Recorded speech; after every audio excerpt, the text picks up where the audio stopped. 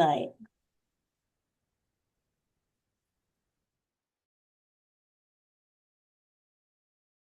Thank you, Director Susay Downing. Thank you for all that you do for not just our organization, but our community. Thank you, Director Ellert. I want to welcome all of you to our second empowerment session this year. I understand that many families are terrified. A lot is uncertain. A lot is at stake. Our democracy is at stake, quite frankly. But no matter what is going on in Washington, I want you to know that I am your representative. I'm representing you. I'm not here to lord over you or be a ruler. I'm simply your representative. I'm fighting with legislation, meaning I'm working with my colleagues to pass bills. We worked locally with the mayor's Latino Council and people who are on the ground doing this work every day with regards to immigration, like a lot of the panelists here today. We thank them, along with Attorney Vanessa Lopez. And, we're working in Congress to pass bills that strengthen our immigration system. I'm co-sponsoring the Neighbors Not Enemies Act to repeal the law the Trump administration is effectively using for mass deportation. I'm fighting with litigation in the courts with my colleagues. And the courts have demanded, as many of you know, the Trump administration follow the law. The administration is defying court orders and continuing with illegal actions. But we will not back down. We will continue fighting for the rules of law. And I'm fighting with activism, working with activists. Everyday Americans across the country are engaged now more than ever. It's really an exciting time. We will need everyone's voice, the voice of the people, to defeat these very extremist and inhumane policies. There are many people you will hear from shortly who are very brilliant, who have practical advice and guidance for you, and who are thoroughly knowledgeable. Our office is always here to serve you and answer questions as well. But I leave you with one thought. I want to leave you with this. I stand by you. I stand with you and your families. Our team is here for you. The immigrant community has been unfairly demonized, but I understand that immigrants are the very foundation of this great country. Immigrants are what make our country great. So I want to thank you for participating. Thank you. It is an honor and a blessing to serve and represent you in Congress, and we're going to continue fighting for you. I yield back to Director Sushay Mona Downing. Sir, thank you so much. Appreciate your leadership on this issue and others, and I'm proud to be part of Team Carson. Thank you so much for joining us today. We're going to get right into our presentations. Again, we have folks joining us from various organizations. I will ask my colleague and friend from the Immigrant Welcome Center, Bivnik, if you don't mind making an announcement on this regular channel that the Haitian Creole interpretation channel is not working, just so that our folks can hear that in their language, and assure them that we will work with them to try to get them this information in their in Haitian Creole if they reach out to the office. Okay, would you mind just unmuting yourself and sharing that in the main channel before we begin our presentation? Bonsoir tout le monde. Nous vraiment désolés parce que Chanel Haïtien n'a pas marché aujourd'hui. Donc, on a fait le mieux que li possible pour nous capables rejoindre information qui partagée dans conversation qu'a fait aujourd'hui. Nous mettre contacter bureau pour nous capables joindre information ça yo. Merci, nous vraiment désolés pour ça à soir. Thank you so much. We value the diversity in our community and wanted to make this as accessible as possible by offering it various languages. Technology is not always our friend. It worked during practice several times, and of course tonight it is faltering for us. But we will move along, and we will make sure that our Haitian-speaking community, Haitian Creole-speaking community, can get this information by contacting Congressman Carson's office. I want to introduce our first presenter, Michelle Geisler. She is an associate attorney with Flora Legal, and she is here to provide us I think one of the top things we all want to know, what is going on in the immigration legal world? And so I'll turn it over to Michelle. Thank you. Again, remind folks that if you want to change the channel and get on a different language, there's information there in the chat on how to do that. Thank you, Michelle. Thank you so much for the introduction. Well, good evening, everyone. My name is Michelle Geisler. I'm a senior associate with Flora Legal Group. I've been practicing immigration law for 10 years. So what that means is I've already survived one Trump administration. And just like many people here, I will survive another, and so will you. I've been doing a lot of these presentations lately, and I always try to start hopeful. A lot of the information that you hear on the news, or maybe even some of the things I'll say today, sound really scary, but not all hope is lost. It's important that we stay positive. So I want to start with a statistic. Currently in the United States, there's only 6,000 ICE officers for the entire country. And there's estimated that there's over 12 million undocumented individuals. So what that means is, generally speaking, people have a 1% chance of running into immigration. Now, obviously, we can't help those that fall into the 1% that are unlucky. But even during these difficult times, most people are running into immigration because of some sort of run-in with regular law enforcement. So that could be something as simple as driving without a license, or something more serious like driving under the influence, domestic violence, those types of things. So while we can't control everything, we can control our behavior. So it is just important to be safe out there, and don't give anyone a reason to look at you twice or to stop you in any way. I want to thank the Congressman's office for putting this event on today. We have worked very closely with Congressman Carson throughout the years. He has helped us with hundreds of cases. So thank you so much to the office for everything that they do to support the immigrant community.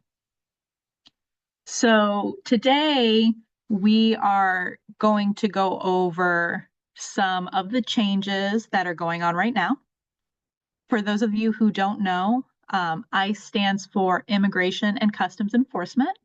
These are the individuals who are charged with arresting, detaining, and putting people into deportation proceedings. So to start off the presentation today, we're going to talk about some of the things that's really topical, a lot of the stuff on the news. So first off is the Cuban, Haitian, Nicaraguan, and Venezuelan parole program. That program has been terminated. People that came on this parole program for these 4 countries were originally told they had to leave the United States by April 24th of this year. That currently is on hold. So the courts have put a hold on that, and it's being reviewed. We cannot renew people who have this parole, but people who currently have this program are not required to leave by that date, but they should explore other immigration avenues to get a more permanent status here in the US, particularly if it's not safe for them to return to their countries of citizenship. TPS, or temporary protective status, for Venezuela is another one that the Trump administration has attempted to end. That they did terminate it. However, that termination has been put on hold by the courts. So current TPS people, it's valid until April 2nd of 2026, unless litigation terminates that at a sooner date. The more recent change are individuals who entered on what was called the CBP-1 program. So this was a program or an initiative by the Biden administration. And this program allowed people, especially people who are seeking protection from persecution in their home countries, to safely come to the United States in order to seek benefits like asylum. So people who came to the US on this protection or this parole were given 2 years, and the purpose was to allow them to apply for asylum. Last week, on April 10th, people received emails indicating that this program was terminated and they had 7 days to leave the United States. Obviously, this is very scary to a lot of people, extremely confusing. However, it's important that people know that they still have the ability and the right to review their immigration options. People who have already started an immigration process, especially asylum, they're allowed to remain in the United States to see the continuation of that process. If someone is here on CBP 1 and has not explored any other options, I do encourage them to seek immigration assistance soon.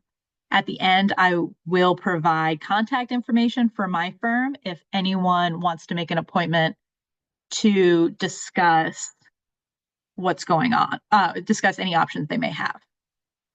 Next slide, please.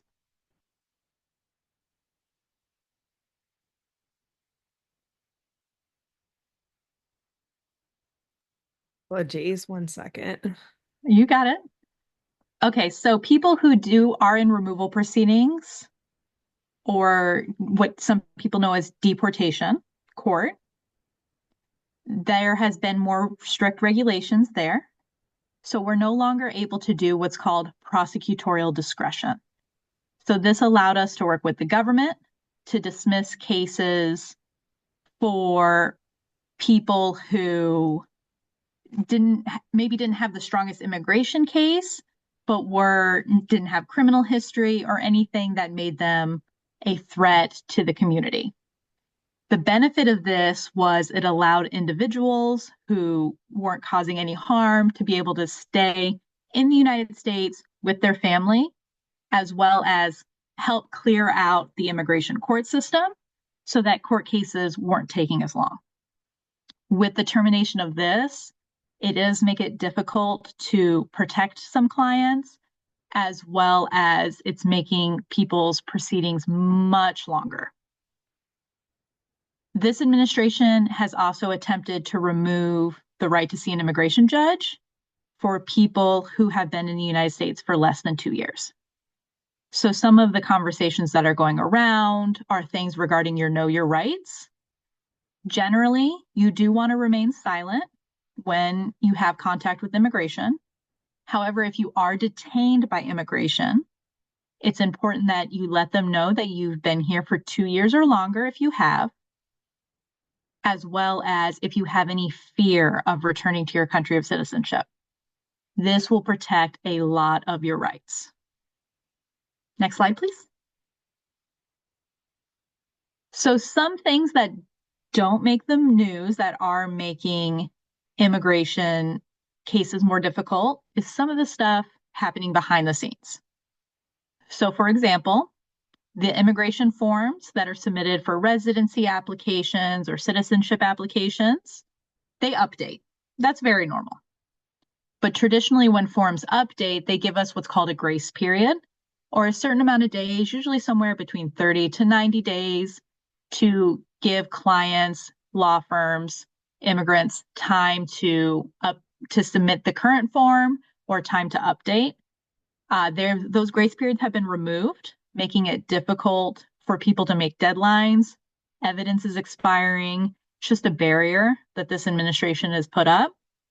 Currently, there are lawsuits pending about the lack of grace period. These forms, when they update, are usually minor updates.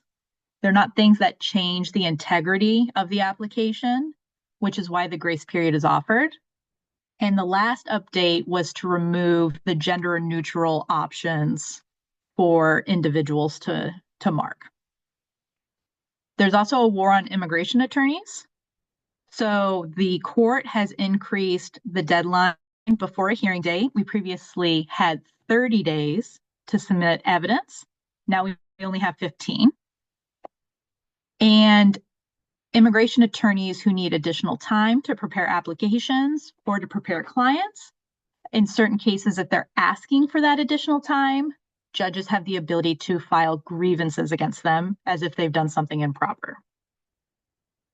Also recently, there were 20 immigration judges appointed by the Biden administration that were removed from office, citing budget cuts. However, a lot of those positions have been reposted. There is a lawsuit likely to be filed for wrongful termination in these cases. Next slide, please. So for our refugees, there's been a suspension of all refugee resettlement programs. These are people who have fled their countries, normally due to things like wartime conditions, genocides, things like that. And they're living outside of their countries, often in like encampments that maybe you've seen on the news. The US generally takes a certain number of these individuals to provide them refuge in the US a year, and currently we are not taking any. There's a lot of petitions to get our refugee program up and running again. One of the most popular topics is the new alien registration program. I'm sure there will be a lot of questions on this. So this program requires people who are not citizens, who are staying 30 days or longer in the United States to register with the US government. Failure to do so could result in fines or jail time. People who already are in immigration court proceedings or who have filed certain immigration applications are already registered. To talk about the specific consequences or options regarding the alien registration, I highly recommend talking to an immigration professional about your specific case to see if you're potentially already registered or what the consequences are for that.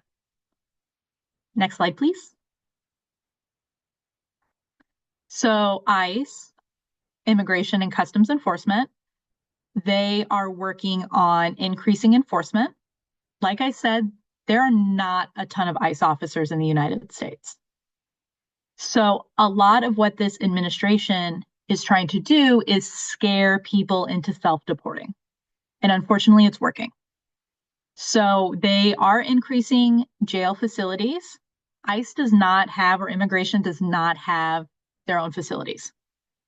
Instead, they contract with federal and state jails, and DHS is working to increase the number of contacts to be able to detain more people.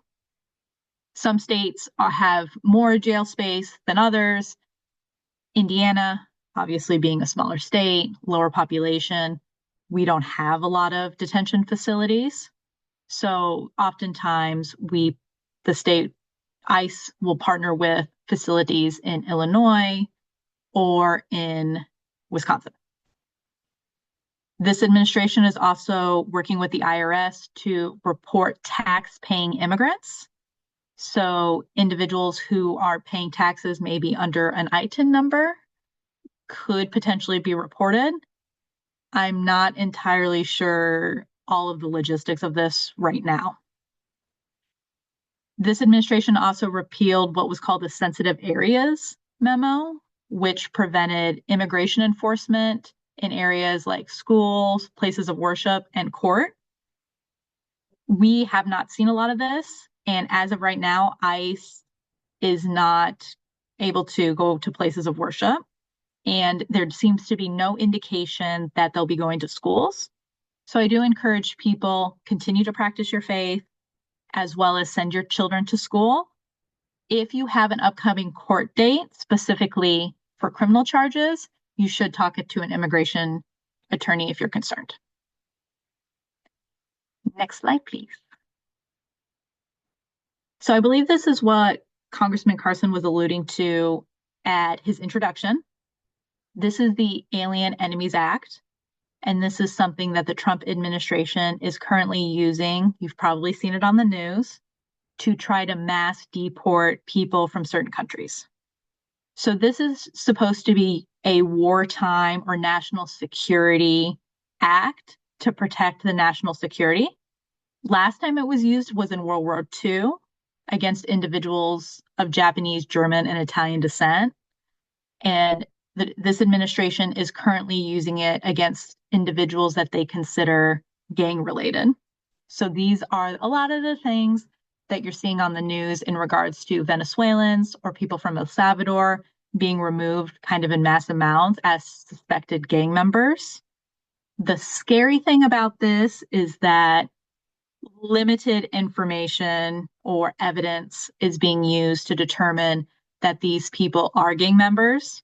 A lot of the time, it's being cited as tattoos. So certain tattoos that individuals might have, but a lot of them that are cited are, a little bit more up in the air, not as clear cut as to if they may be gang related tattoos. Next slide, please. So this is also a hot topic. I mean, honestly, probably everything about immigration is a hot topic. All visas from South Sudan have been revoked. The bigger hot topic is the increase in terminations of student visas.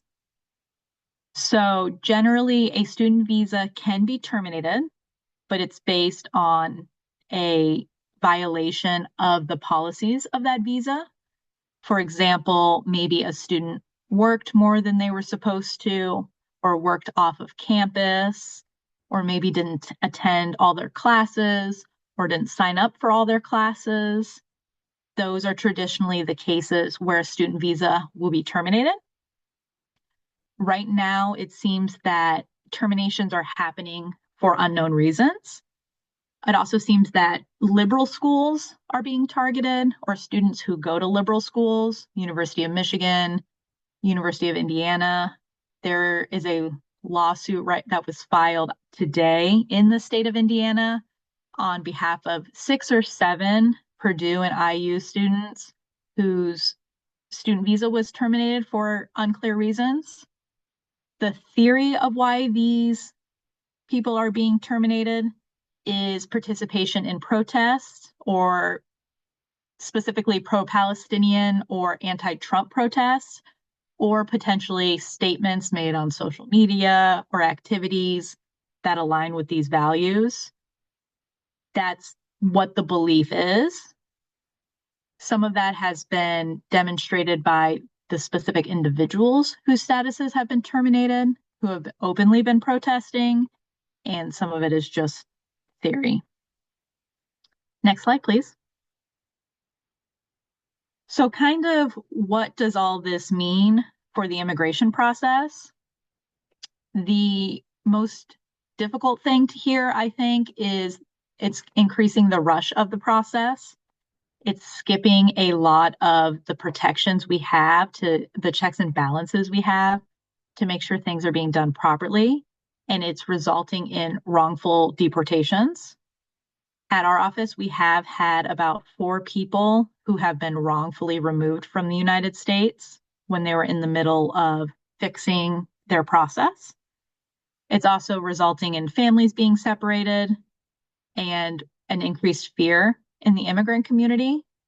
This one also hurts because people are coming to us, and I'm sure other immigration attorneys, stating that they just want to abandon their lawful immigration process because they just don't want to be afraid anymore.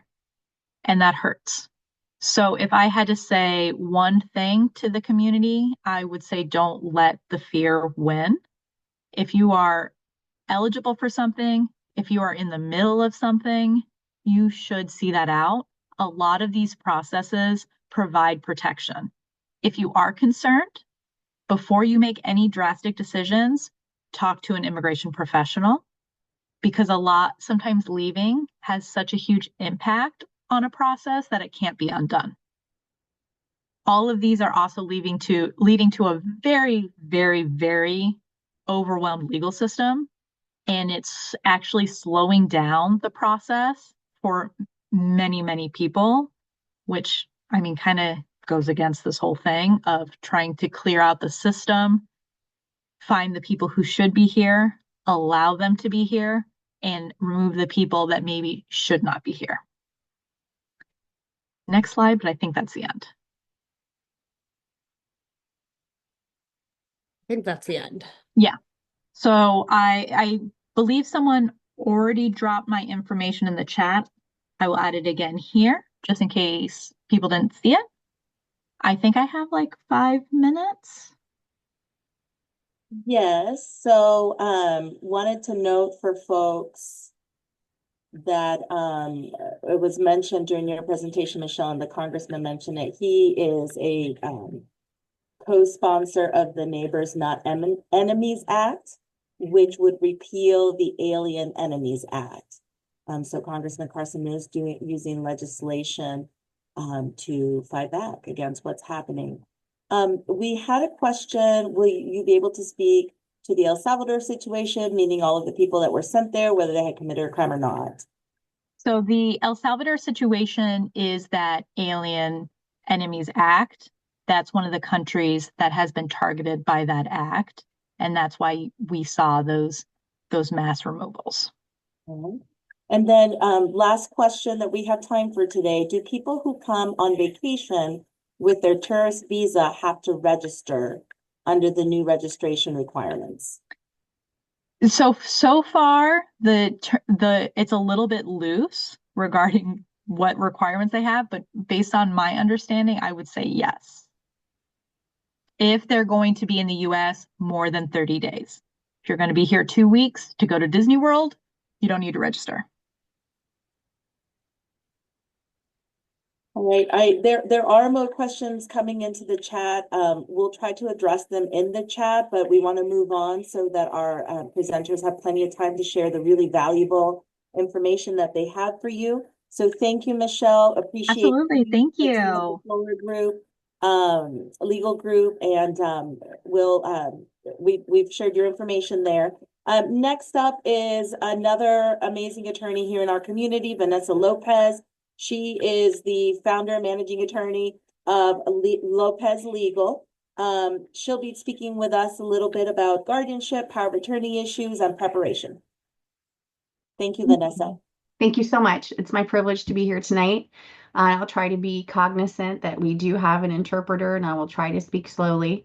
So my name is Vanessa Lopez Aguilera. I am bilingual. Spanish is my first language.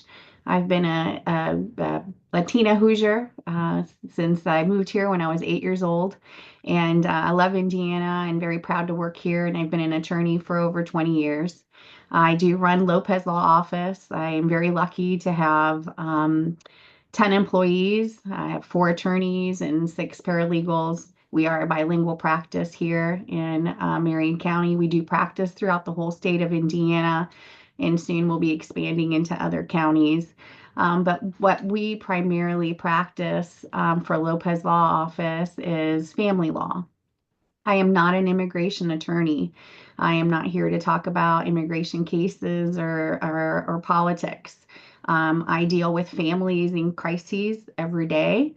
My job here today, as it is every day, is to help families be successful in their family planning and to make sure that they have a contingency plan should they not be able to take care of their families. We do that in family law. We practice divorces. We do paternity cases, which means you're not married when you have children. We do adoptions. We do second parent adoptions and step parent adoptions. We practice in the LGBTQ plus community. We do guardianships, a lot of guardianships right now. We work closely with immigration attorneys, and I'll talk to you about that here in a little bit. We do a little bit of estate planning as far as wills and powers of attorneys and things like that I'll also talk about. I'm also a guardian ad litem, which is a court-appointed special advocate. I'm a parenting coordinator. I'm a mediator. I'm also a civil and domestic relations mediator. I'm a consultant. My office also does prenups and postnups. So we are a bilingual law firm. We provide a lot of services. We're starting also to do some business law. But today I'm going to talk to you about what you need to do to protect your family and your assets and your business when you are maybe unable to be here and to take care of it yourself. Okay. Next slide, please. Okay. So half of my practice are they're multilingual individuals, a lot of Latinos that come to my office for whatever they may need. And my experience here in Indiana for 20 years is that specifically my Latino clients are very successful and they contribute to society in so many ways. Many of them, not the majority of them, have their own businesses. There have been painters, construction workers, roofers, siding, yard, different yard business, and you name it. They're running and employing folks in the community. They support other families. Very business savvy. They're also very smart, and they are involved in the community with purchasing homes that maybe some of us would be a challenge to buy. They need a lot of work. They're either buying them through a tax sale or foreclosure, or just in a neighborhood that maybe needs some little extra help, and they're maybe buying a house for $30,000, working extremely hard, and renovating that home. And now we have a home that's a good neighbor, someone that's paying taxes into the community, helping with public schools, and then maybe renting it to other families. So you have individuals that are having helping the community, having these homes. And what happens if you have a tenant, right? So you have a tenant, you may have 3 or 4 properties that you're renting to, and maybe you have your own home and you have a mortgage. So you also have electric bill, you have a cable bill, you have a water bill. What happens if you're no longer able to be here and manage your affairs? What do you need to protect yourself and your property? So that is what we call power of attorneys.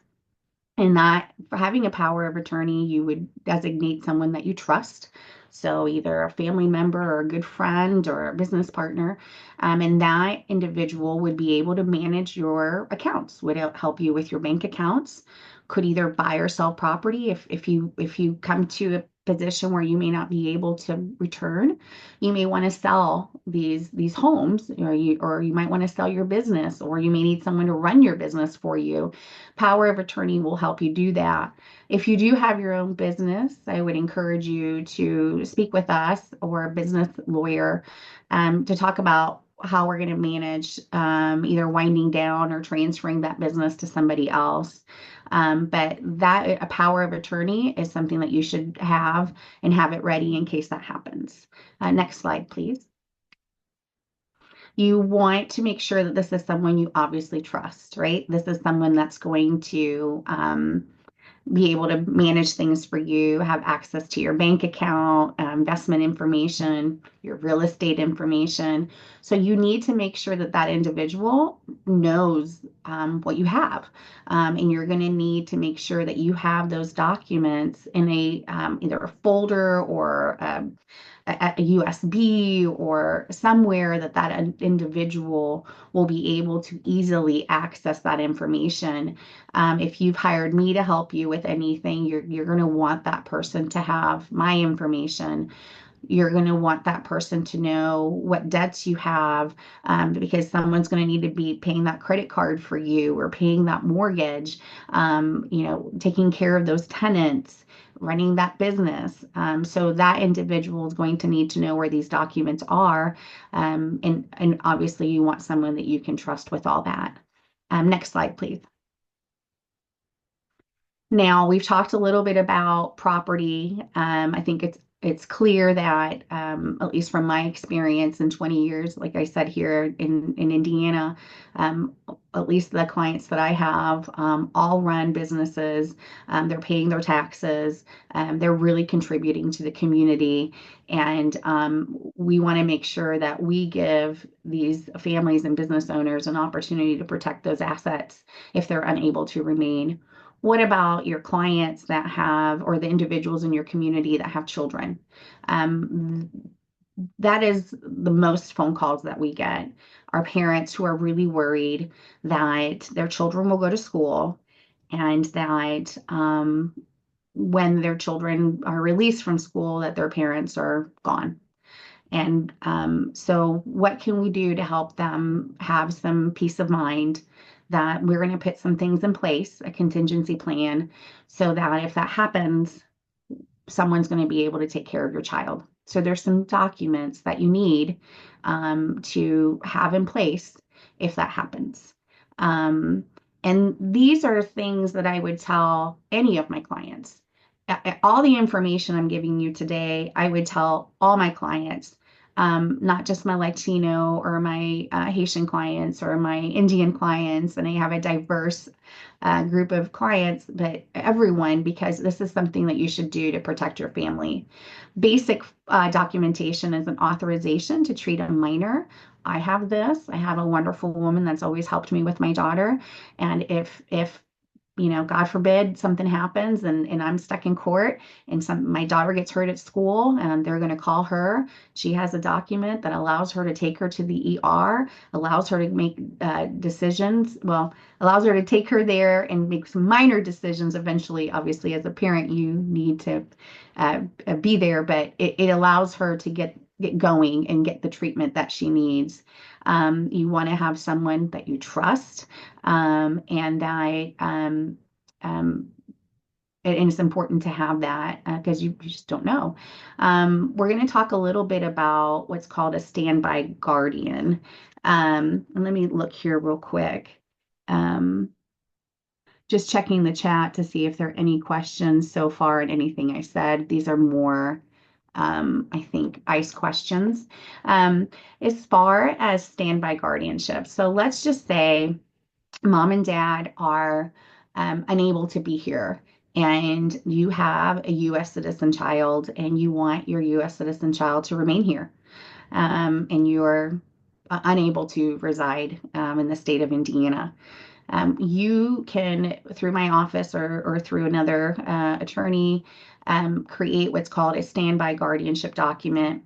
This document allows you to identify an individual that you want to have physical and legal custody over your child.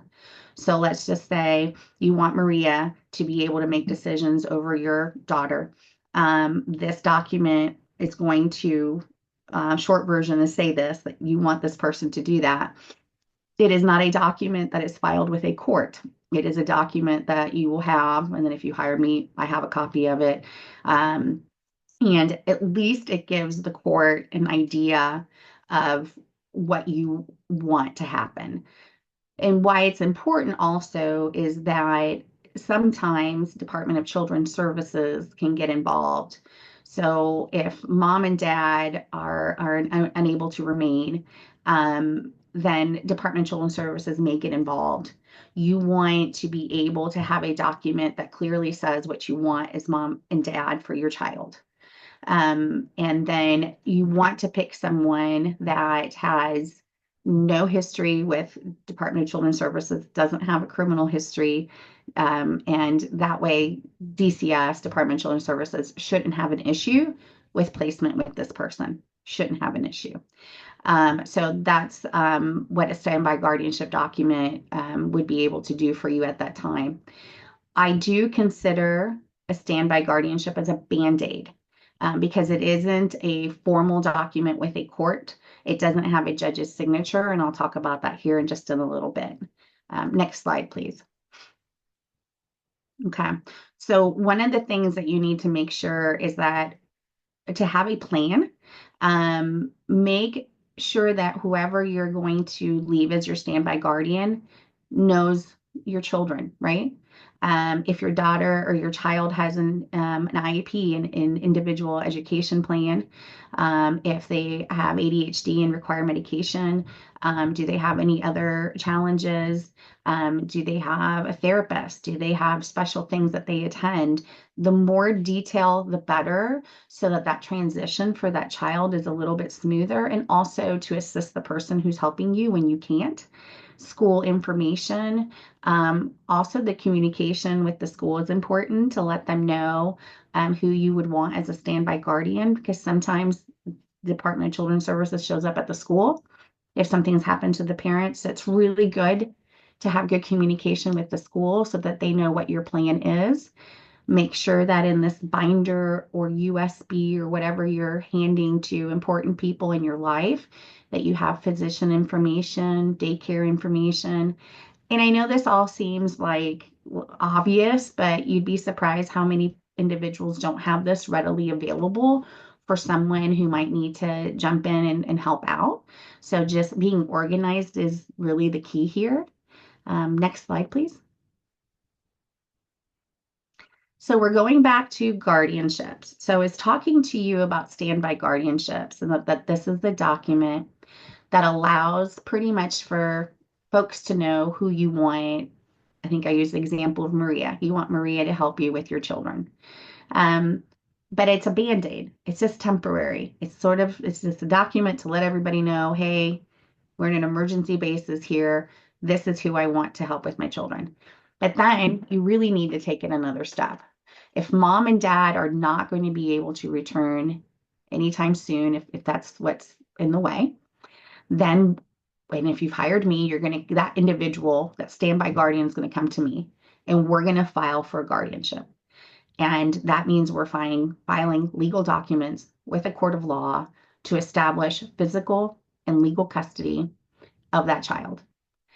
And if mom and dad are unavailable, sometimes if people get deported, we don't know where they are. We don't know what facility, we can't reach them.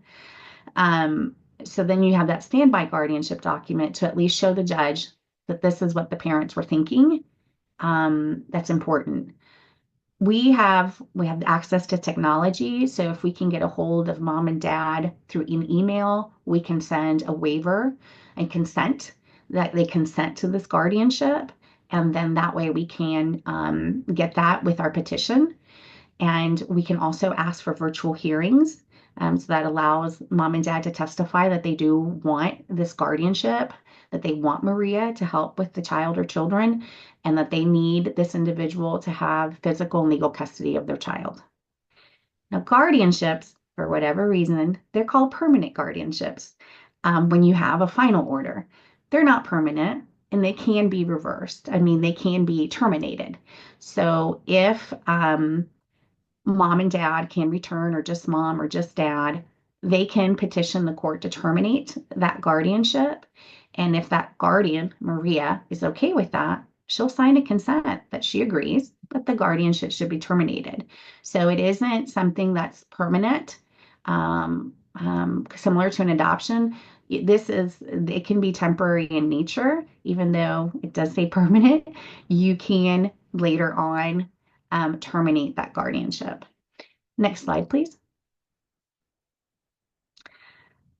So this is switching subjects just a little bit. I work closely with a lot of immigration attorneys, and I guess I'm not an immigration attorney. I practice family law, but what they need from my office is an order out of family court that says that mom has sole legal and physical custody. So I'll use the example of a single mom, unwed. Perhaps maybe we don't know where dad is. And she has a child that was born in Honduras. The child is under 17.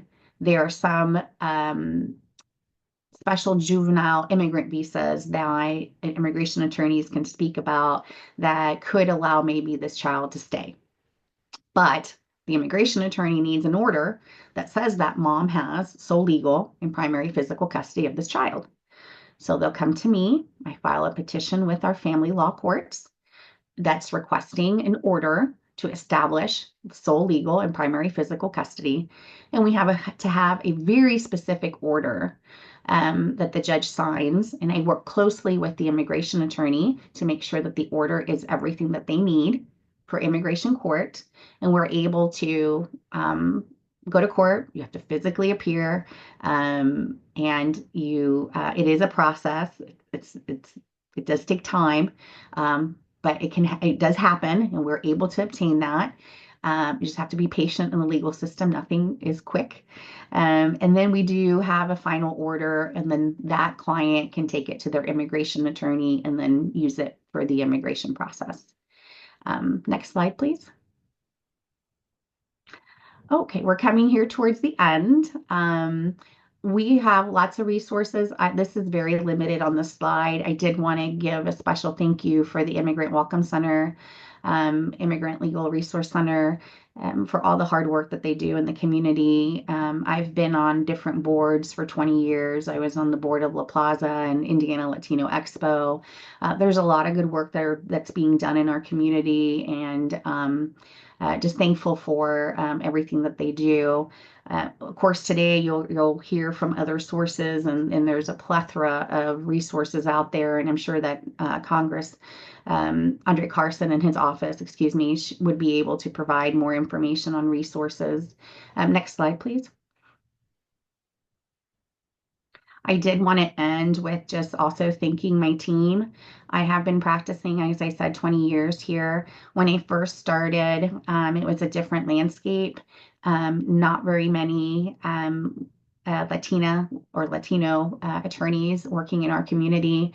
We are growing. We do need more Latino representation, more people of color and diversity. But I really wanted to thank my staff. We are here to help. We are here to assist in any questions that you have. And my information, I think, is on the next slide. If you do need to talk to us or reach out, here's our email, our phone number, and feel free to contact us. And if I don't know the answer and if I can't help you, I'll find someone that can. And thank you for having me today. Thank you so much, Vanessa Lopez Aguilera, excuse me. Wonderful and trusted community leader. We do have one question in the chat that relates to you, Vanessa. Can a power of attorney be put in place for children? If so, what's the difference between a power of attorney and standby guardianship? Sure. So power of attorneys are done for usually adults that have a power. So if I want someone to manage my bank account, sometimes you'll see that a lot with older adults. So you may be helping like your elderly parent and you're helping them with their finances. A standby guardianship is taking care of the minor. That is an individual that is going to be making decisions over the physical and legal needs of that minor. So that's the two differences. One is for mostly running a business or bank accounts or making decisions. And then the other one is strictly for taking care of a minor. Thank you, Vanessa. And I misspoke, just a quick question that I think will be quick to answer. If somebody develops a power of attorney letter with a notary versus an attorney, is it still valid?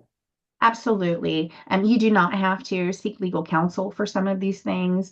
You can, I tell people just be careful. There's a lot of, unfortunately, a lot of individuals who are taking advantage of the Latino and other communities where they're acting like they're lawyers and they're giving legal advice when they shouldn't be. And so I know that sometimes finances get in the way. I am a private attorney, so I do have a fee. I do charge. I don't get any government money. I have no grants. I have no funding. So I understand that sometimes cost can be a barrier when you're looking for assistance. So yes, you can do that on your own. Just be careful that do not receive legal advice from someone who is not an attorney. Thank you again for your time, for your expertise. Vanessa shared her contact information on the slide, and we have also put it in the chat for easy copy and paste. Thank you, Vanessa, very much for your presentation. We're going to move right along. We have Mayra Nava. She is with she's a financial inclusion operations manager at Centra Credit Union, and she'll be speaking with us about financial considerations and preparations. I'll turn it over to you, Mayra. Thank you. Thank you, Kathy. So, good night, everybody. And we're really happy to be able to provide these resources to you tonight. We can go to the next slide if you want. And I think you can skip that one as well. So, as you know, we want to show you and tell you how to prepare in case of an emergency with your finances. One of the things that we'll talk about is how secure your money is, how to manage your money in case of one of these emergencies, in case somebody in your family gets deported, or any other different things on how to manage your account to make sure your money's safe. There are some questions on the next slide. That is a few things that we've been hearing often. It's talking about if my money is safe or not. What happens if I go back to my country? How can I take cash with me? If I have to leave the country, will my funds be frozen? Can the credit union report me because of my immigration status? And what happens to my money overall? So we're going to be talking about that tonight. First thing that we want to talk about is that our money is insured. Money, and if you have an account with a financial institution, it's either insured by the NCUA or the FDIC. Make sure that the institution where your money is secured, is insured, and that's on our next slide. I'm sorry. And that will just tell us that, our money is secured. We are not allowed to send your money anywhere unless unless there's a court order, and there will not, have a court order. I'm so happy that right before me, we had our teammates for tonight, because if you have any questions regarding court orders, or if there's anything on your phones being frozen, or if there's anything legally that the institution can do for you, seek your legal advice, talk to your attorney. We have provided some resources in case, you can't afford those, or if you have the availability to afford those, you have those resources. Don't listen to social media. Don't listen to everything that, maybe somebody tells you at a store. It's really important that you either contact your financial institution or seek legal counsel. But with the credit union world, your money is insured up to $250,000. That means that nobody can touch that money up to that amount per person that has an account with us. So if you have your account and maybe one of your kids has an account, each of those accounts is insured up to $250,000. And we also follow what we call the Fair Credit Reporting Act, which it means that, you have the privacy. Your account has privacy. We will not share your information, your credit report. And we will make sure that, that if anything is used against you, sometimes sometimes you see that, that there was a leak in some information on some accounts with X, Y, or Z institution, or this credit card company. They're going to let you know if any of that happens. But rest assured that your credit union is not going to say that you have an account there. They're not going to say that there is this amount in your account, or they're going to freeze your funds if that happens. Next slide, please. Vanessa was talking about this. It's the importance of having somebody with you in that account. They're called either joint owners or beneficiaries, or the option of a power of attorney, like she mentioned. Why is it important to have a joint owner in the account?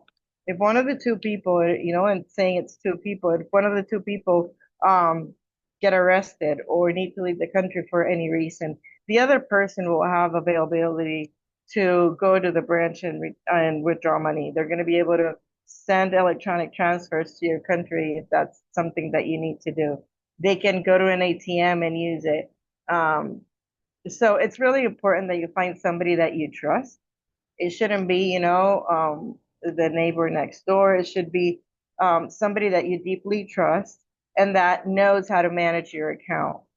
We are always saying that nowadays, the most important thing, or one of the most important things, is for you to be able to transact on your account online, to have your app updated, to have access in a computer, to know how to transfer funds even through a phone call. A lot of institutions have that capability. And you can call your institution and find out all these things if you don't already know how to do this. If you don't have a joint owner, we highly recommend you have a joint owner on your account. So again, in case of an emergency, that account, those funds can be accessed easily. Next slide, please. And there are many things that you should know. and is important for you and that co-owner in the account to understand how to work your online banking. Make sure that authorized person has access, has their login and password. Set up bill payments for recurrent payments, because maybe you need to leave your country, but you still need to pay, the power, or you need to pay the mortgage. And if you have left the funds there to cover those, if you set up bill payments, you don't have to worry about that, or automatic payments. Learn how to transfer money with Zelle or with Venmo through your online banking. A lot of institutions are tied to these different platforms so you can transfer funds securely. Set up for e-statements. And why is that important? That's important because no matter where you are in the world, you're going to be able to hop online and download your e-statements and knowing what's happening with your account, the transactions that are being made if you left someone else to cover those for you. Allow text messages to an US phone. So in case of any important information that, the financial institution is going to provide you, you have, again, access to everything that's happening. Almost all institutions allow you to set travel alerts online. And let's say you have that emergency where you need to leave the country. That the joint owner or co-owner of your account can go in and say, okay, you know what? This person that has this card has to travel to this country since, starting today. And that will allow for the card to work in that country. If you know that you have to travel, and that's, this is just a regular rule. If you need to travel and you know ahead of time, you can set the times that you're going to be in another country and your cards will work fine. Sometimes we have, those bad moments where we forget to alert if the card is not an international card and the card doesn't work when you go on vacation or when you go to your home country to visit. You can set those ahead of time, and most of the financial institutions, a lot of them allow you to do it online. If not, you can call your financial institution and either you or that joint owner is able to provide that information. The credit union world has shared branches all over the states and Puerto Rico, where if you have to move to another state and there are no branches close by, you can go to your financial institution's website and they'll tell you where a shared branch is located near you, and you can go and withdraw cash. And you just need to have your ID and your account information there. Most accurate information is going to be in your financial institution's website. So I encourage you tonight to go into that website and see all of these different things that they allow you to have, and call them tomorrow if you haven't set up your online banking. If you don't know how to make transfers online, I encourage you to call your institution's call center and they'll, gladly help you with that information. Next slide, please. There's other ways for you to transfer money from your account. One of them is a wire transfer. That normally has a higher cost, and it's normally like a one-time thing. It's not something that you constantly do like every other day or every week or every month. It's for urgent requests and maybe higher amount transfers where you don't want to set it up, or you don't want to withdraw the cash, or you don't want to have a check with you for that amount. You can wire funds over internationally. Find out about how that works in your institution, so you have the capability to do it if it's necessary. There's also ACH transfers, and that's normally when you can set up another account inside of your account. Let's say you have an account at Centra Credit Union, right? And then you have a second account at the local bank for any reason, or to another credit union. You can set up the information from the other institutions and you can transfer money online. Again, if you have more accessibility with that other account, that's an option. Main difference, wire transfers normally happen same day.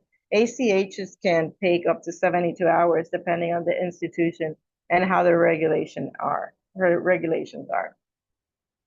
Next slide, please.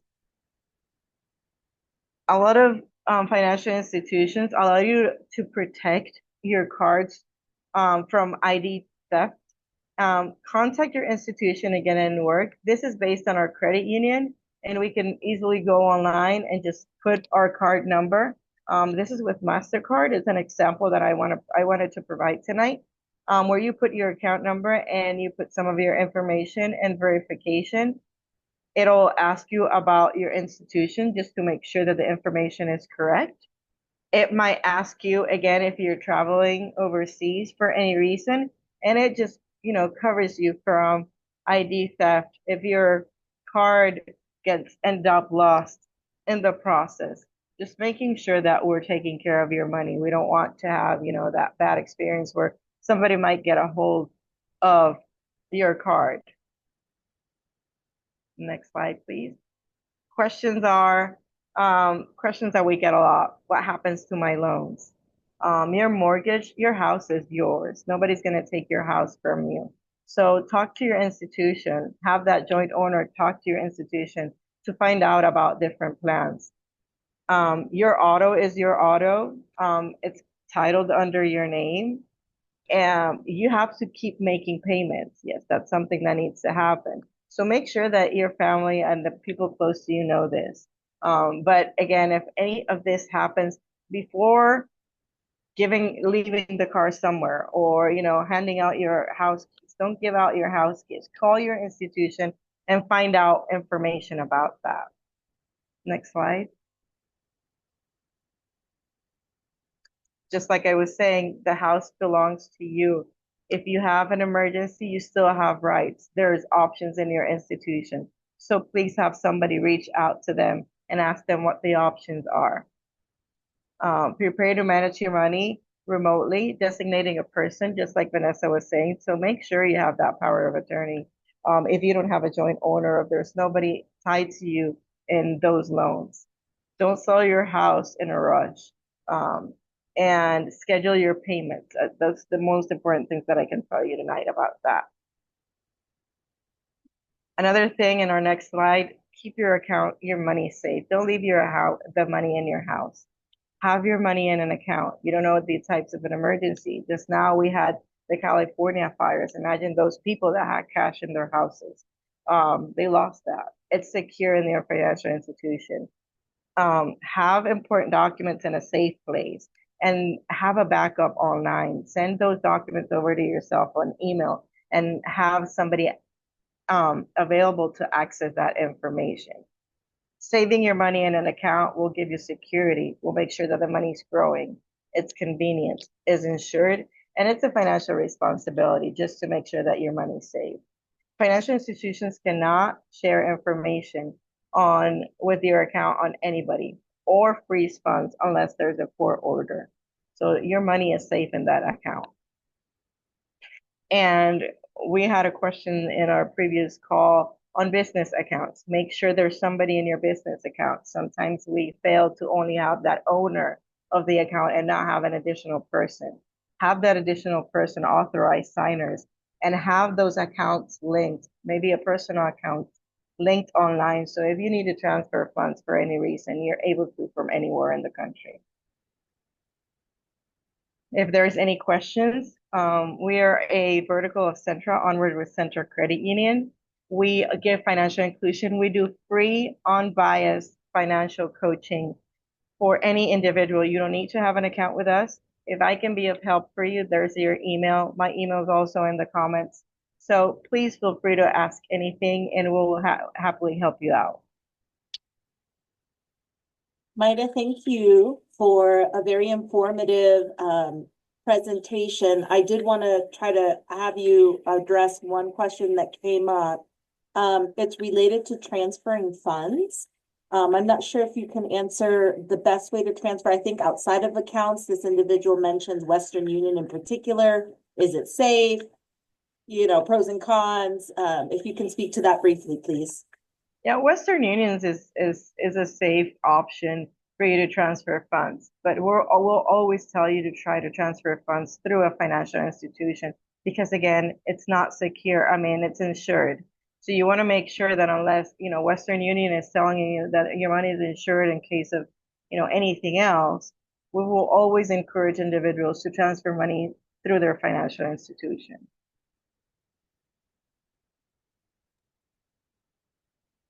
Thank you again, Maida, for your time and for your expertise. We've dropped your contact information in the chat as well, and it was shared on the slide. We'll move along to our next presenter, Natalia Machicote. Did I say it? Okay. Who is a food justice fellow with the Indiana Justice Project. She'll be speaking with us tonight about understanding public benefits. And all that comes with that. So thank you so much for your time. Thank you, Kathy, and the Office of Congressman Carson. Next to the slide, please. Like Kathy said, I'm a food justice fellow at Indiana Justice Project. I mainly focus on SNAP benefits and just working on policies to lessen barriers for access. But I also have been focusing on immigrant eligibility and public benefits as a whole. But with that being said, I'm not an immigration attorney, so please refer any legal questions to the wonderful individuals in this call if you have any legal questions. And yeah, next slide, please. Also, sorry if you hear my dog. He's been sleeping all day and now got a little active.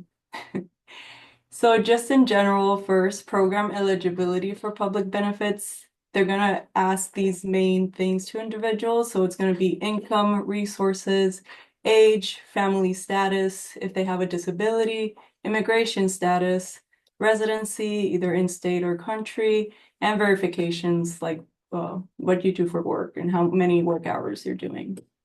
Next, please. So a bit on the landscape, immigrants' access to public benefits is complex and varies based on immigration status. Each federal program has its own set of eligibility requirements and is limited to lawfully present non-citizens, who are also subject to the same income and resource limits as regular participants. Qualified non-citizens are also subject to an additional condition like 40 qualifying quarters of employment or legally resided in the U.S. for 5 years, also known as a 5-year bar. With eligibility, unauthorized immigrants face the greatest restrictions on benefits use. Other than WIC, unauthorized immigrants are generally ineligible for federally funded programs except for emergency Medicaid, primary and preventive health care at federally qualified health centers, or FQHCs, free reduced school lunch, and short-term access to shelters and soup kitchens in emergency situations. Children under 18 can access SNAP during their first 5 years on a green card, and in Indiana, children and pregnant individuals can access Medicaid and/or CHIP during their first 5 years as legal permanent residents. WIC, which provides nutrition assistance for young children and pregnant and postpartum women, is one of the few major public benefit programs for which immigrants are eligible regardless of immigration status. Lastly, qualified non-citizens are eligible for federally funded programs, including the Children's Health Insurance Program, also known as CHIP, Medicaid, SNAP, the Supplemental Social Income, and TANF if they are refugees or in a refugee-like status and have spent 5 years with a green card or another status, in which in the next slide, we'll go through the different qualified non-citizen statuses. Thank you.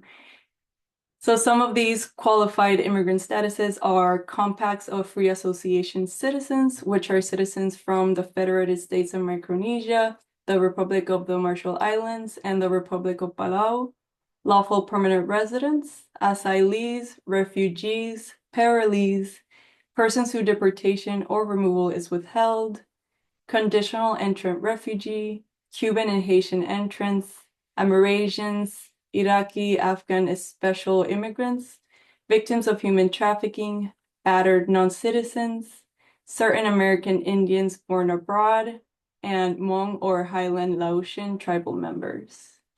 Next, please. I did want to touch on mixed status families also. In many families, not all members have the same citizenships or immigration status. Members of the same family can qualify for different programs. Non-applicants do not need to provide information about their citizenship or immigration status. If a parent is ineligible, write non-applicant on an application where possible. A child's receipt of benefits will not impact a parent's immigration application. Next slide. Also, a bit on data protection in public programs. Many laws protect the information you provide to benefits agencies on your application. You can apply for benefits that you or your family members are eligible for and get the services you need. You do not need to provide information about your own status or social security number if you are not seeking benefits for yourself.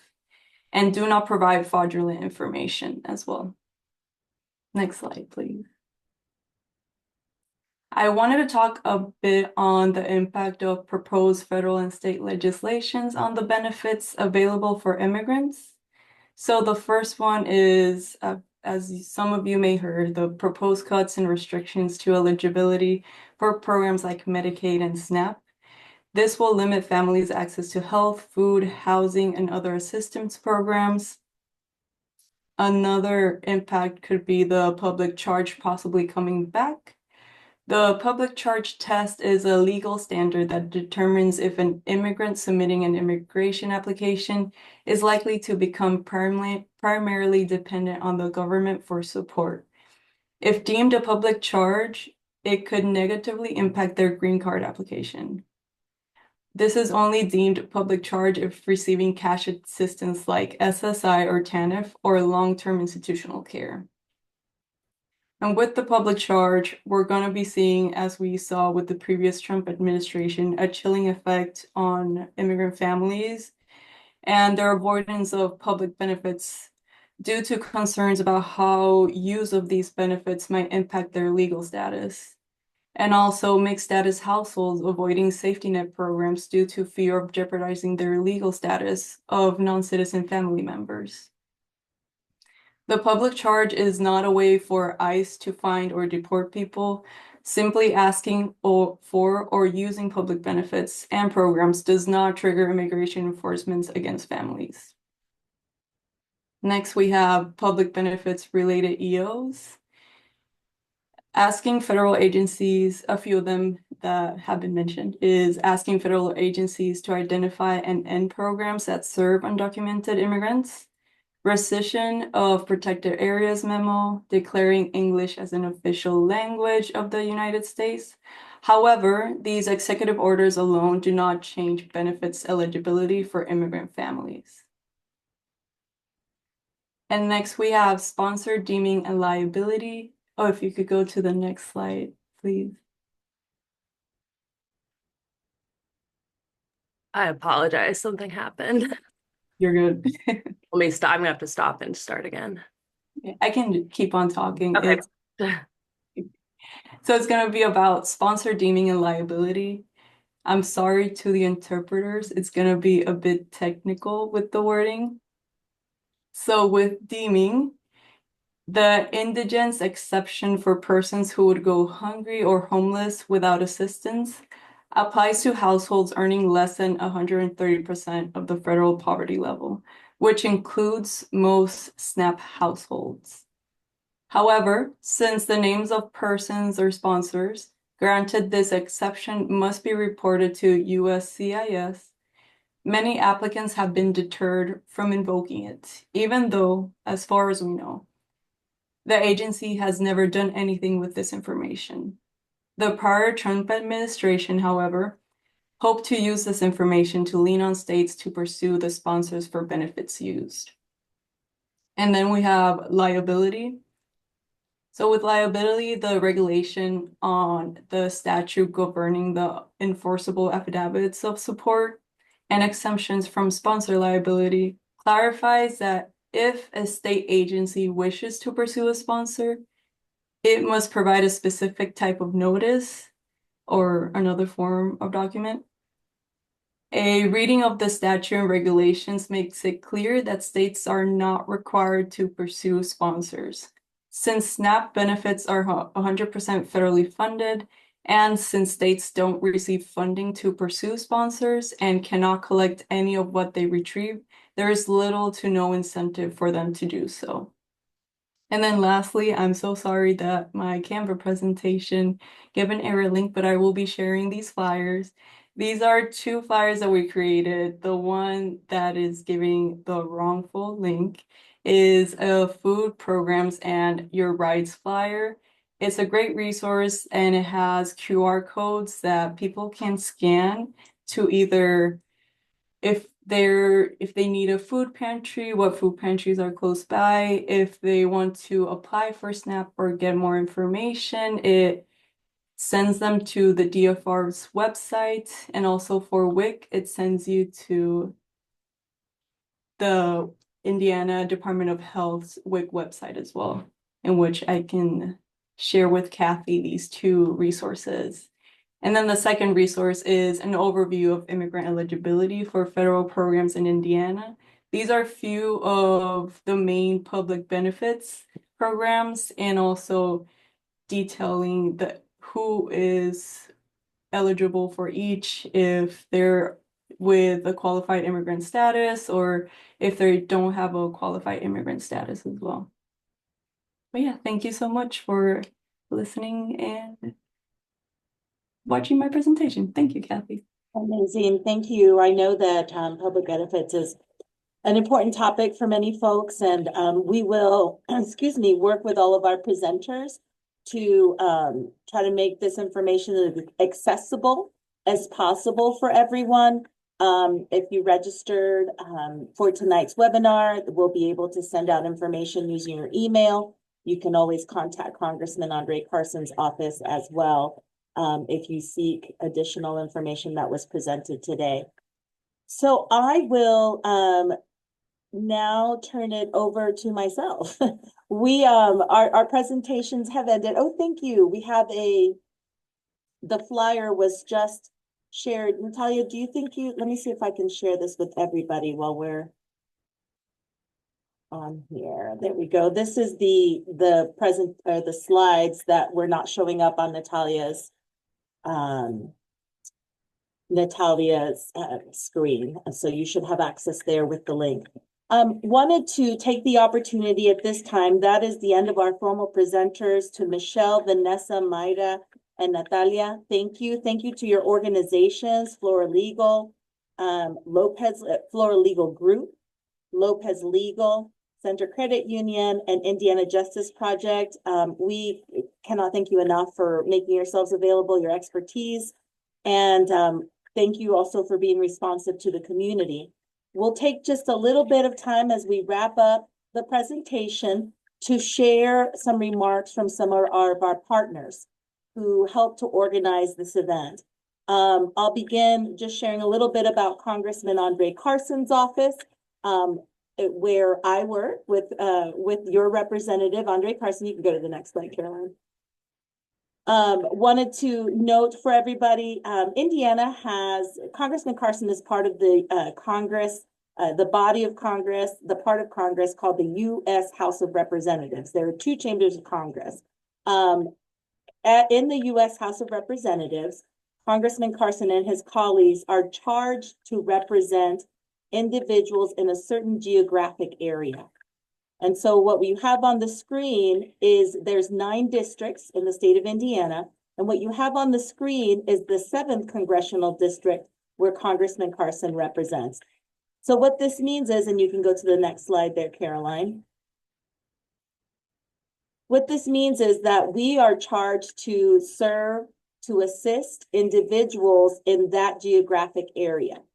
We do so through a variety of ways, but I think the most relevant tonight, in addition to, of course, getting your legislative thoughts, we have been hearing a lot from the community about how they feel about the current administration's actions on immigration and otherwise. We continue to encourage you to reach out to Congressman Carson's office if he is your representative. And if you're joining us from another district, you can visit the U.S. House, the house.gov, enter your zip code to find your member of Congress. That member of Congress can not only take your legislative thoughts, what you think about what's happening in Washington, D.C. by the administration and members of Congress, but they can also assist you on casework issues. So there's a team of folks like myself who are here to be a connection between federal agencies and you. Federal agencies like U.S. Citizenship and Immigration Services, Immigration Customs Enforcement, Social Security Administration, the VA, HUD or Section 8 housing. Those are all federal agencies. Again, your member of Congress should be the one responsible for assisting you. If you are having a problem with those agencies, if you have questions about those agencies, while we cannot guarantee a particular outcome, we can guarantee that we will be your voice in communication with the agency to try to address your concerns. When we reach out to these federal agencies, we need to have your written permission to do so. We cannot just get people's information because we're a congressman's office. We have to have written permission to be able to inquire about your concerns with whatever particular agency. And if you can click the next slide, Caroline. Congressman Carson's privacy release form is found on his website. Again, that's carson.house.gov. I did want to spend a little bit of time just speaking specifically about helping detained individuals, because that's a big concern these days, given the reality that we're in. The Immigration and Customs Enforcement requires their own release form. It is noted here on the slide. The form must be signed by the individual who is detained. I'll say that again. The form has to be signed by the individual detained. That presents challenges. Sometimes we don't know where they are. Sometimes we can't get the signature to them. We as congressional offices have been told that this form is available at all ICE detention centers.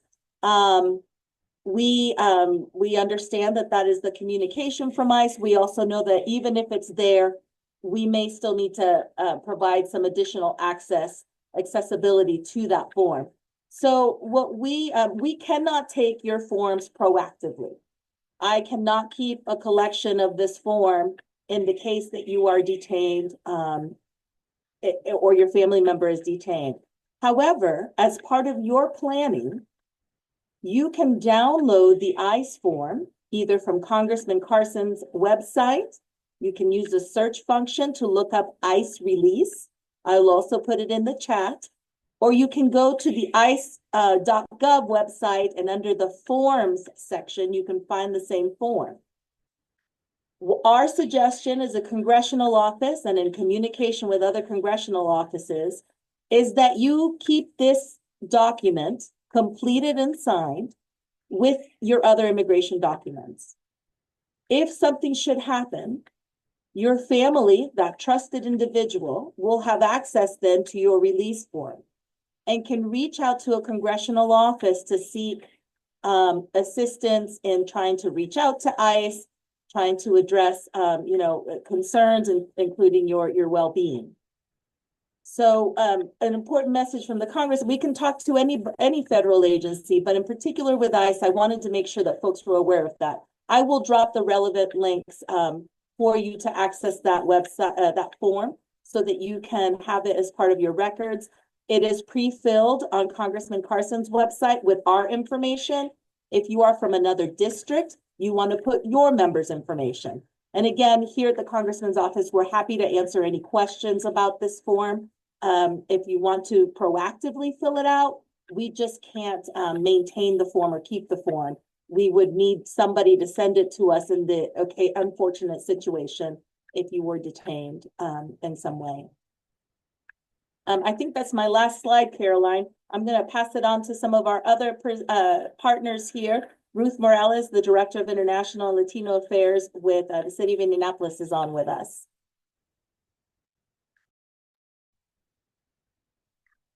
Can you hear me? Hello, everyone. We can hear you. Okay.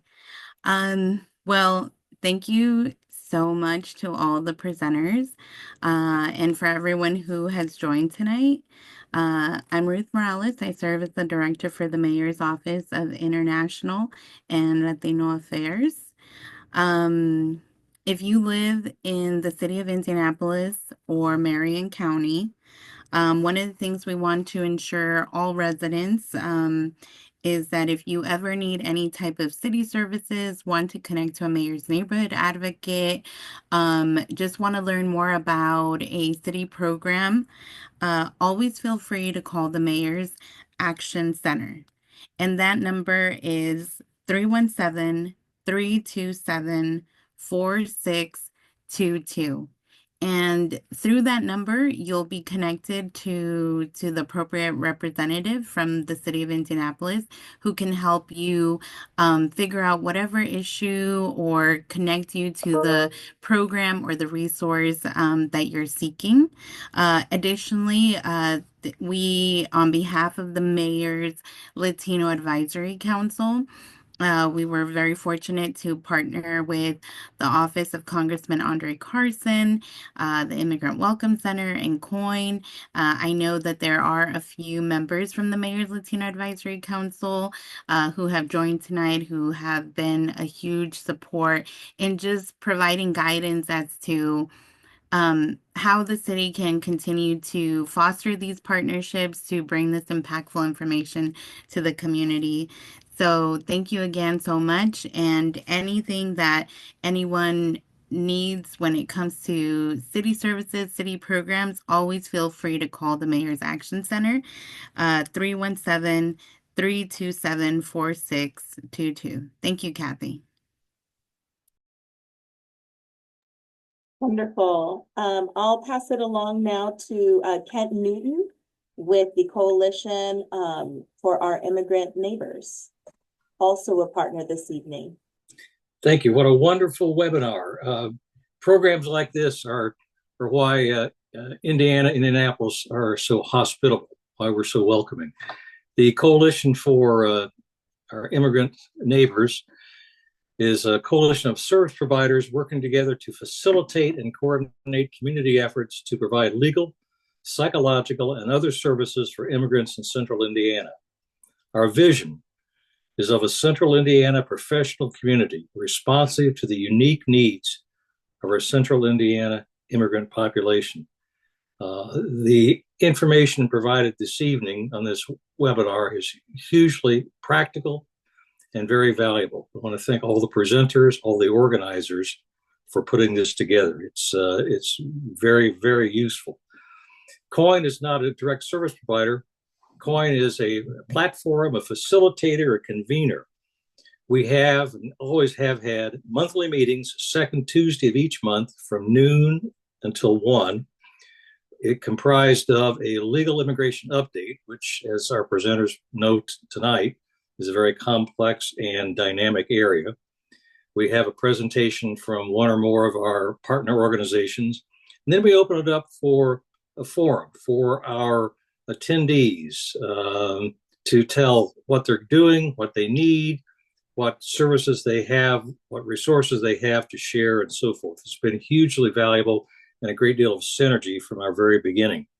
Our website also has a great deal of information, particularly if you look at it in the More tab. The Immigrant Steering Committee has a wealth of information that we've collected virtually from all over the country. Know your rights information, what do you do if you're facing deportation, and so forth.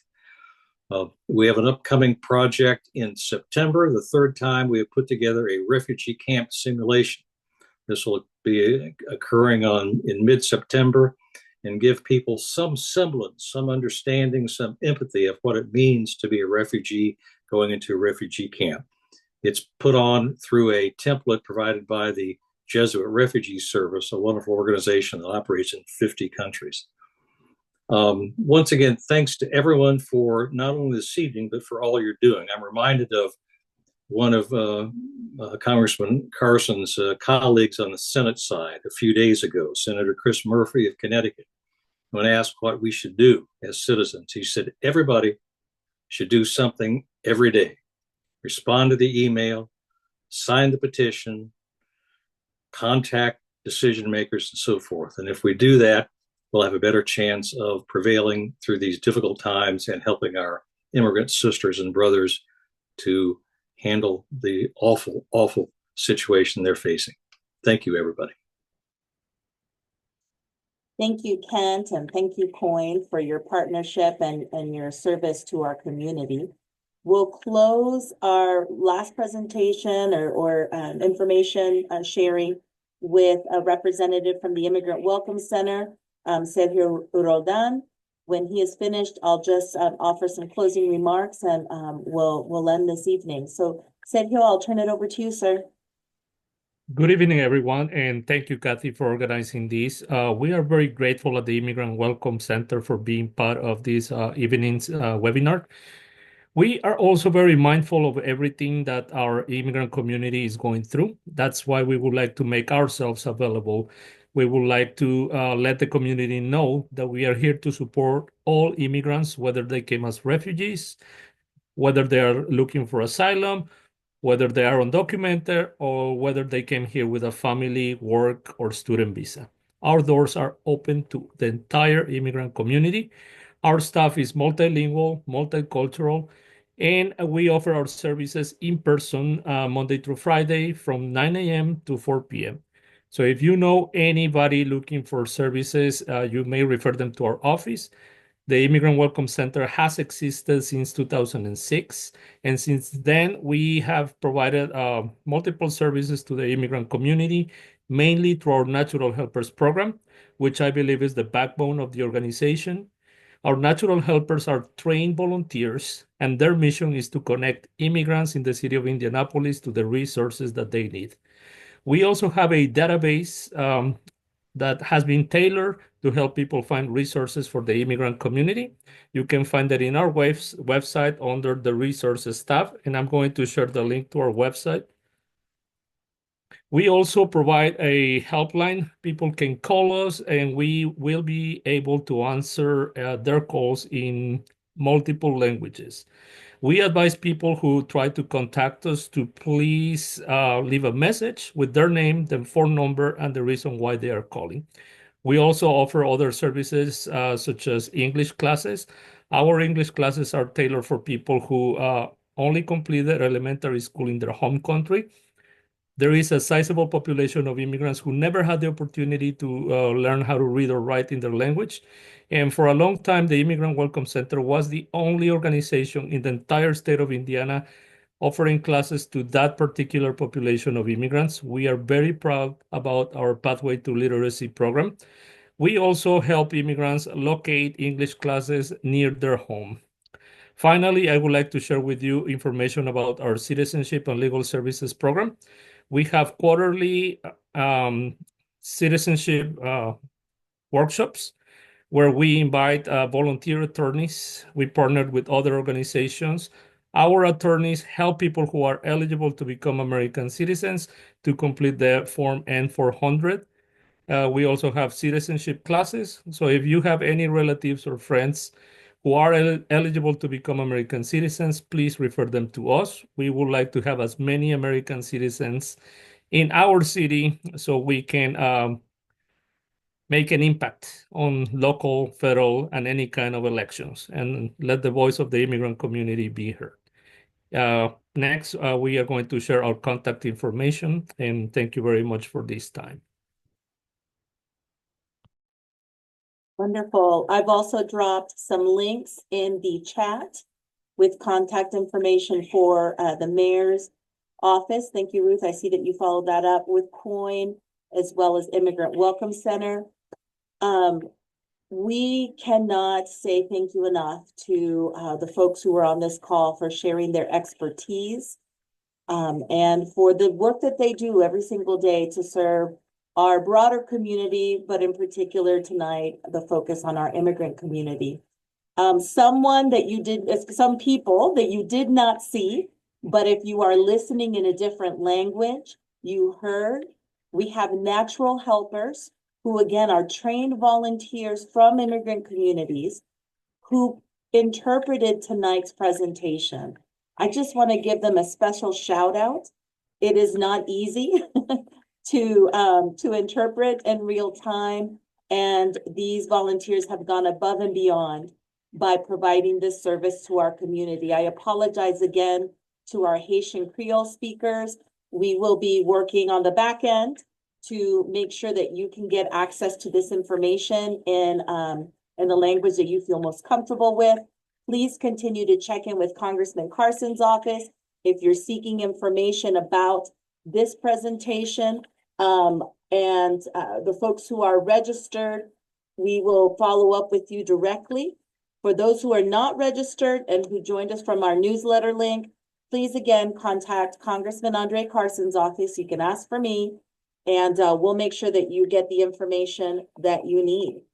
So again, thank you to all of our presenters, Flora Legal Group, Lopez Legal, Centra Credit Union, Indiana Justice Project, to our partners, the City of Indianapolis, Mayor's Latino Advisory Council, COIN, our Coalition for Our Immigrant Neighbors, Immigrant Welcome Center, and our incredible interpreters, our natural helpers. Thank you for being here tonight. Congressman Carson continues to fight for you, and he's doing so in a variety of ways. Don't hesitate to reach out if you would like to connect further. And with that, we'll end our presentation. Thanks again, everyone. Have a good evening. Stay safe. And let's continue to keep the faith and the hope. The power is with our community. And we will continue to try to support you in these issues. I see a hand raised. We'll try to address that in the chat. But otherwise, the presentation has ended. Thank you.